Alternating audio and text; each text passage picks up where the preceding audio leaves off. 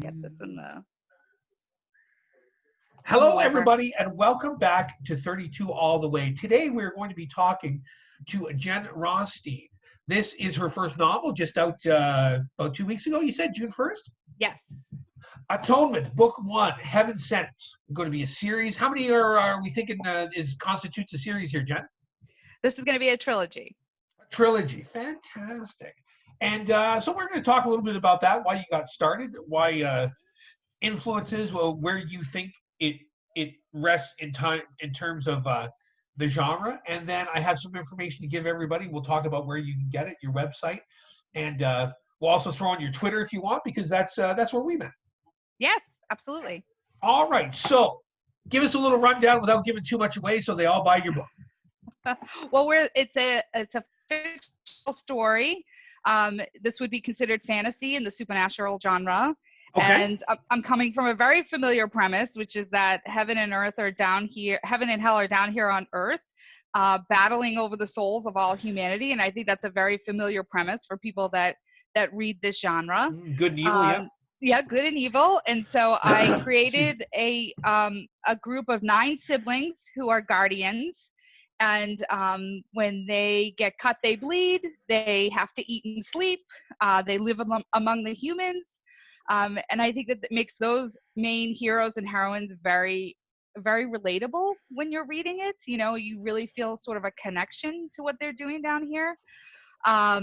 And we're following the books. The trilogy is going to follow. Each book's going to follow one of the sisters. The 3 sisters is going to follow one of the sisters. And in the first book, we're sort of following the story of Genevieve O'Mara, who is desperately looking for her husband, who's been missing for 40 years, and she's kicking a lot of demon butt along the way.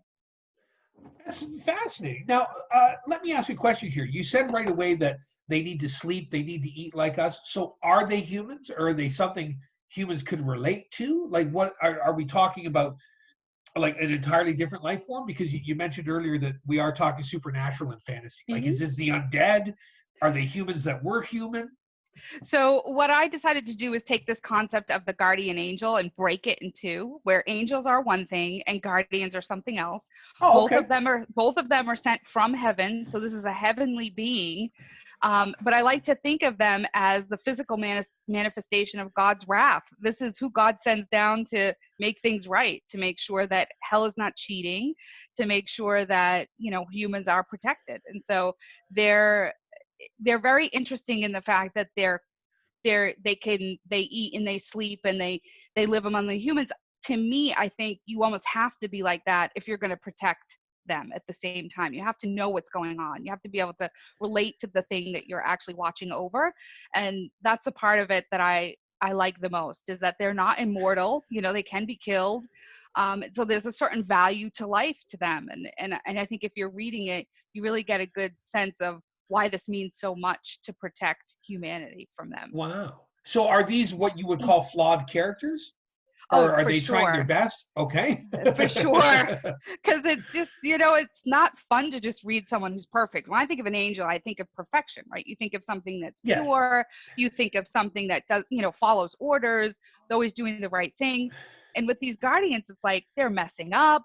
You know, and in the first book, you know, Genevieve does something very wrong, you know, crosses the line. And now we have something from hell coming back here looking for vengeance. And she's got to figure out, she's got to atone for the things that she's done wrong, which is where the title of the book comes from. And it's really about the connection to each other. And I think overarching for a theme, you know, it's really about the power of forgiveness, not just forgiveness of other people, but forgiving yourself for the things that you do wrong so that you can move forward. And I just think it's a fun, fast-paced read. And I think people will really like the fact that they're flawed, that they're not perfect, that we're not just simply writing about these perfect angels coming down from heaven and doing good works on earth. So we're talking flawed characters here. Are these flaws that were manifested or started before the book, or do they just keep becoming worse people during the book? Like, do they just keep making the same mistakes? No, I think that they're learning. I think that they're learning as they go along, and I think that it really it really depends on what hell's doing, right? There are some parts of this book where it's like, we've had enough of hell cheating and stealing and doing things they shouldn't do. We're going to push back in our own way, and I like that aspect of it, that it's over time that their views are being formed as to what's happening down here, and how they're affected by the humans that they're watching over. Yeah, it almost sounds like a cliche, but you can't have good without the evil. You can't have left without right. And it also just back to what I find with the few authors that I've spoken to so far, when I found out with my book, is like there's just these really flawed characters can be decent people. Yep. And decent people can be really not decent people once we start delving into that character. And you're someone that I spoke to yesterday, someone I did an interview with on Friday, the same thing. There doesn't seem to be, well, I think what makes things more realistic and what makes me interested in your story is, again, this is not by any means a version of perfection. No. And I think that if you're somebody who's down here to watch over a human, how are you able to relate to them? How are you able to understand them? How are you able to be among them if you're that distant, if you're perfect and they're not? So by extension, I think you have that. And I think when you're writing fiction, there's got to be conflict, and it can't always be from the outside. It can't always be the antagonist. Sometimes the conflict has to be within your heroes and your heroines in order to really move the story along in an interesting, different way. Yeah, that's a great point. So any personal background in this one? Well, I think, I mean, or just an idea for a story? It was an idea for a story, but to me, I've talked to a lot of other authors. It's really hard not to have some of you come out in the book. Oh, totally. I mean, it's fictional, but there are certain views that you have that you've carried forward. I mean, I went to Catholic school for 12 years, so this idea of heaven and hell is very deeply ingrained, whether you're still a practicing Catholic or not. A Catholic as well. We probably both have enough consumed guilt in us to fill a building. Exactly. But you're ingrained in this idea of heaven and hell, and you're ingrained in this idea of what it means, what your soul really means. And so, certainly some of that has bled through a little bit, I'm sure, in the work. Yeah, that's something else I really like to ask people, because again, you mentioned supernatural and fantasy, and we were talking a bit before we started the interview. To be perfectly honest, like that might not be a book that I would pick up. Mm-hmm. Right? I like nonfiction. I like crime dramas. I like organized crime. That's kind of my area, and politics. Right? But when you hear it explained to you that way, or to pick it up and see it, like there's still a thread that I think basically runs through everybody's story. Right? Yeah. Where you can relate something to it. And the reason why I like to ask about the little bit of background, not to make it all about my book, but the two things that I keep getting back from all my friends now is either one, I can't believe you made me a character in your book. And then I have to kind of play it off and say, well, no, it's not really based on you. There's a couple things. And the other big one is, I can't believe you did not make me a character. Yes. So you can't win. You can't win at all.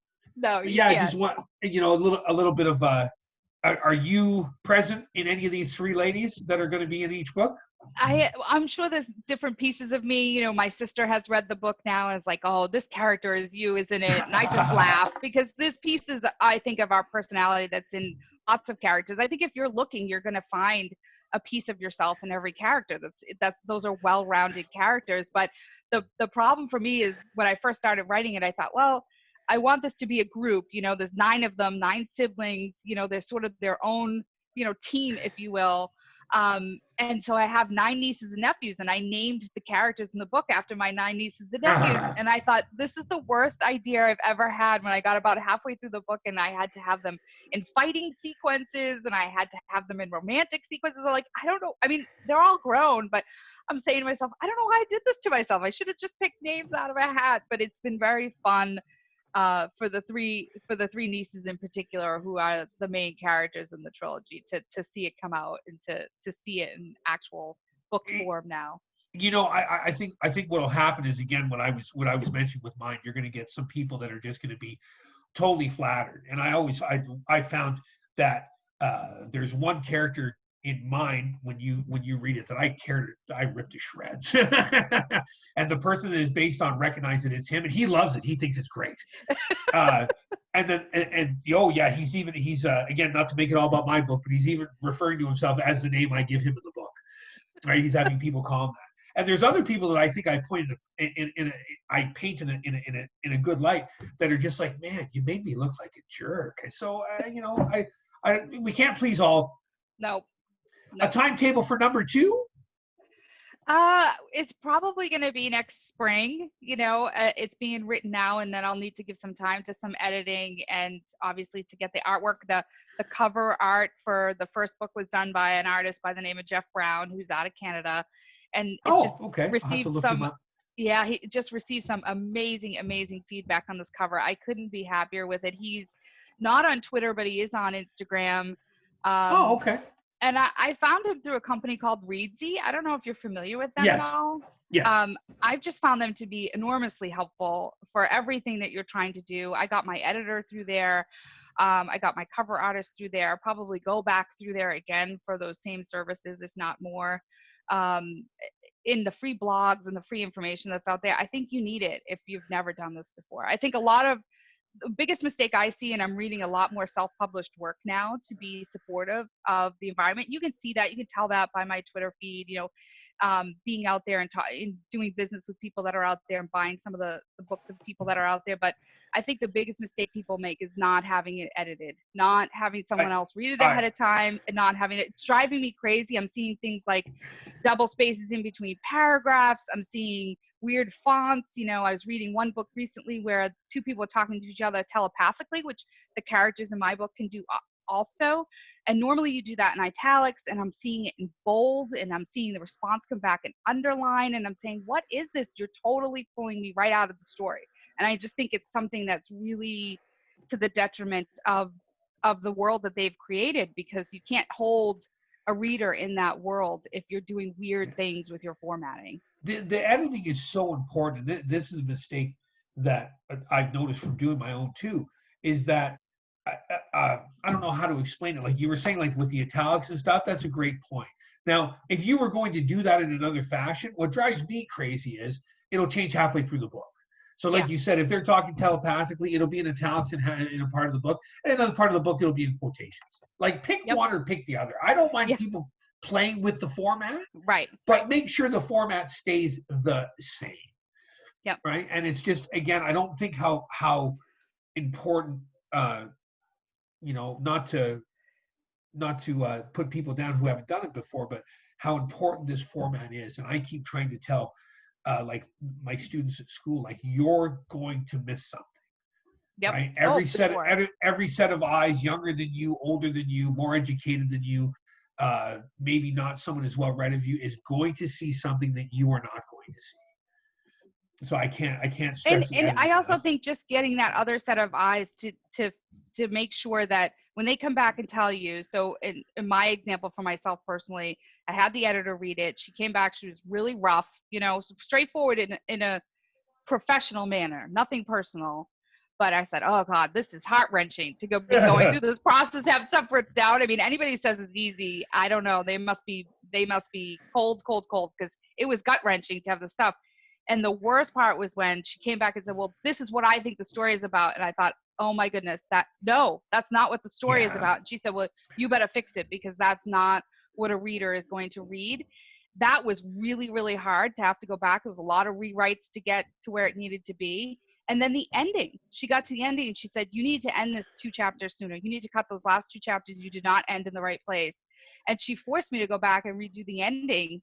And looking back on it now, and I read the book in finality, and I think, you know what, that was the ending it should have always been. And if I didn't have her, if I hadn't hired her, this would not be the book that it is today. And you just can't, you can't say enough about having somebody be honest and professional and really challenge you in a way that your family is not going to do. Your best friend, your husband is not going to do that. Your wife is not going to do that. You have to have somebody who's, even if they're not at Random House, if that's what they do, if it's a teacher, if it's somebody that it's a librarian, somebody you know and trust can take it and give you that honest feedback, you really need it if you're going to bring it to where it needs to be. It's just human nature that we think they're criticizing us. Yeah. And I have seen some editing that's really rough where people bring personal things into it. But if they're telling you, like, hey, this doesn't fit, or maybe we should do this, or like for your example with the ending, I think that is something that's basically universal to every writer. Mm-hmm. Do we make this 400 pages? Do we make it 180 pages? Yeah. Do we put it in? And it's hard because again, I keep going back to your whole idea of good and evil and heaven and hell. I've met so many people that think everything they write is just, is infallible. And then other people you read it, you're like, this is pretty good. They're like, no, this sucks. And you're like, man, no, there's a middle ground for all of this here. Yeah. That's amazing. But you really need that feedback. You really need someone to look at it and give you Absolutely. that honest feedback before you go and put it out, because what you might find is you put it out, the last thing you want is for the honest feedback to come in the form of a review out on Goodreads or Amazon. Now you're just shot, you just started, you just got it out of the gate, and that really hurts if that's where it's coming for the first time. Yes, it really does, because again, this whole social media thing, again, what we were talking about before, my reasons for wanting to reach out and do interviews, some people are just unnecessarily unkind. I know that's not very good wording, but there's just like, man, like, help me. Don't rip it apart. So that's why I was saying also before we started this, like, I don't ever want to do any kind of hit pieces on people. I want to bring this out to everybody, make sure that everybody finds it enjoyable. So it is. Sorry, I've been very shocked. I've been very shocked by Twitter. I have to tell you, I was petrified of social media. I didn't really have much of it ahead of the book launching, but you have to do it. If you're self-publishing, you have no choice. You have to put yourself out there. Yeah. You have to go and find the communities. You have to find the platform that works well for you. And I have been shocked by how supportive the Twitter universe, the Twitterverse, as they call it, has been to indie authors. I never would have expected it. It was night and day to what I was expecting to have happen when I went out there. For right now, what I was focusing on was Facebook, Instagram, Twitter. I've gone and put my Facebook presence down to like 25%, because everybody in Twitter, almost all the responses I've had, the people I've talked to in the last little while, are all from Twitter. Like, everybody on Facebook, just it seems to be it's a hidden agenda, or they think you want something from them. Like, I told people from the beginning, like, I don't know if you've seen this, and I find it really annoying because it can actually get you kicked off Amazon. The whole buying the reviews thing. Yeah. It's not allowed, and I actually ran into a problem with Amazon because I had a lot of 5-star reviews, and I said, like, it's friends helping me. I said, but now it's actually people I don't know that like the story. So, I mean, what do I do? Tell a couple people, hey, do me a favor, like, give me a 3-star review so it balances out. I don't know what this. No, exactly. I'm not sure what the solution is there, but you guys, everybody has been like, retweeting it or been helpful. So, I mean, it's great. Did you participate in? I was going to ask you, and now I can't remember the name of it. That thing that was going on a couple weeks ago, where you're basically pitching the idea for your work in progress. I can't remember what it's called. So I did see that, but that had to be for work that wasn't published. So they were looking for people who hadn't published it, and I had already put this book out, so I wasn't able to, but I did go and read them. The pitches were very, very interesting. I mean, that's really hard. I mean, you had to give your elevator pitch in, like, just as if you were in an elevator, and then people from the business were out there reading it, but I wasn't able to submit the book because the book was already out. But there were a lot of people out there that were doing that. It's surprising how many people out there don't have the book out. Yeah, it had a pad lift or something, or it had a catchy little name. I don't know if I have Twitter open, I can see. But yeah, it had a quick little name. I got some really great responses for my second one on it, and I read some other people's responses for it too. And I don't know. Again, I wasn't sure if it was a scam, like the Amazon reviews. No, same as you, I'm trying to feel my way around this. It's definitely not a scam. And there's some people out there that have been really helpful, even to me in particular. Even doing some promotional materials, like Morgan Wright, who's out there as like 96,000 followers, is so supportive of her. That's what's amazing. I've got a couple people in the UK that the one guy, not quite the numbers your time, but the one guy's at like 75,000 followers. Why are you following me? And he sent advice and saying, you could maybe really do something good with this, or you could build it for a second one. Like, I'm just really happy to be able to reach out to other people and put this all together. Yeah, it's great bringing people together and getting their little snip of, hey, what helped you, what put you over the hump type of thing. But I'm always happy to share what I know. But at the same time, this is my first book and my first, self-published area, and I'm still learning. And it was, I don't know what your book is out on, but that putting it up on Amazon, getting it into their format, using the Kindle Create app, making sure your formatting was correct before you did that. I mean, it was quite the lift to get even just there. And that was and that was part of our mistake. We didn't do any of that. So as of right now, it's only available on. You can only buy it in actual paperback. So I've been researching for the last couple of months, everybody being home with a pandemic, to try and get it on the Kindle and the ebook, because people just say, you're leaving sales on the table. The last thing I wanted to wrap up and ask you before we give information of where we were going to get this, we're talking about Kindle and all that. What do you think with all these 99-cent books? And I'll give you my opinion. I was advised not to do it. It's funny that you say that, because when I was first researching on what to put it on, so I decided to make mine $1.99. Okay. And I read a lot, on the Kindle. I still buy actual books, but I read a lot on the Kindle. And I said to my husband, it just feels like 99 cents sort of screams new self-published author. And I wasn't trying to advertise that. And I just felt like it was just a little too low. The rest of the world has come up to $2.99, $3.99, $4.99. I said, I'm an unknown. No one knows me. I'm going to settle at $1.99. But there are people out there that are 0 or 99 cents. And I don't know. I think you're setting a precedent. I think you're setting your bar too low. And I think you're undervaluing what you put into it. I was for me, because it's only an actual book you could buy. The gentleman that I named earlier that helped me put everything together said, like, don't be that guy that puts it out for $4. Right. Don't be that guy. Right. So usually whenever you find, when you find mine as an example, they've priced it between $12 and $15. But it's just, again, I don't know. That's something else I've been thinking about promotion wise. A few people I've interviewed have had different opinions. Like, do we just throw it out there? Do we make it for free? I don't know. Not that there's not. I'm sure some of that stuff is great, but it always makes me wary.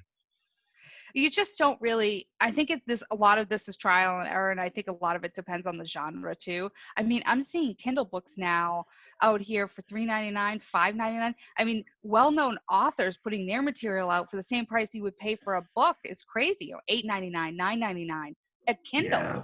So, to be all the way down at 0 or 99 cents seems like a very big spread between them.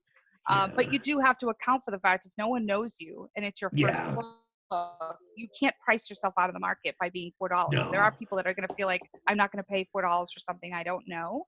No. But there's also that Kindle Unlimited. I'm not part of that, and I don't use that for myself personally, so I'm not as familiar with it. But there does seem to be an increase in the number of people offering it. Kindle Unlimited. That was actually suggested to me yesterday as well. And like I said, same boat that you're in. I'm not that much ahead of you in the game, so to speak. I'm trying to figure all these things out. I don't know. It's been a pretty fun ride. So you're out as of June 1st. You are on Amazon. People can contact you at jlrothstein.com. And your Twitter handle is also JL Rothstein. I can't remember. Yes, JL Rothstein 1. JL Rothstein 1. So there's a couple different ways to get a hold of you there and get things out there. And again, thank you so much for taking the time to talk to me. And hopefully we can talk again when Atonement Book 2, I don't know, I don't want to say Heaven Sent because might not be called Heaven Sent, but when Book 2 rolls around. Yes, that would be great. I would love that. This has been really good experience. So thank you. Thanks so much for your time, Jen. All right. Bye. Bye.